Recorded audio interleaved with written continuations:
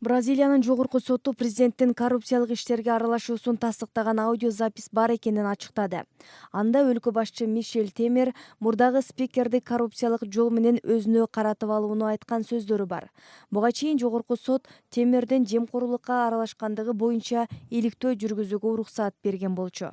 Записте ататылып жаткан мурдагы спикер Эдуард Кунне экс-президент Дилма Русефке импичмент жарыялоону көтөрүп чыгып, жеңишке жетишкен болчу.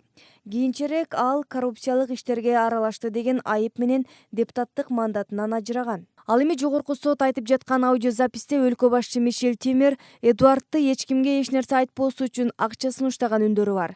Бирок маселе эмне тууралуу болуп жатканы белгисиз. Ал эми президент бул айыптоону четке кагып, отставкага да кетпей турганын билдирди.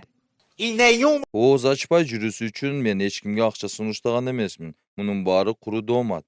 Иликтөөлөрдөн же арыздаттануулардан коркпоймун. Себеби жашыра турган эч нерсе жок. Бул арада Бразилиянын бир нече шаарларында миңдеген тургундар нааразычылык акциясына чыгышты. Алар өлкө башчынын иштен кетүүсүн талап кылышат. Ага катар парламенттен 2 депутат президенттикке импичмент жарыялоо боюнча төмөнкү палатага кайрылуу жолдошту. Эскерте кетсек, өткөн жылдын август айында мурдагы президент Дилма Русефке көпчүлүктүн добушу менен импичмент жарыяланган. Ал дагы коррупциялык иштерге аралашкан деп айыпталган болчу.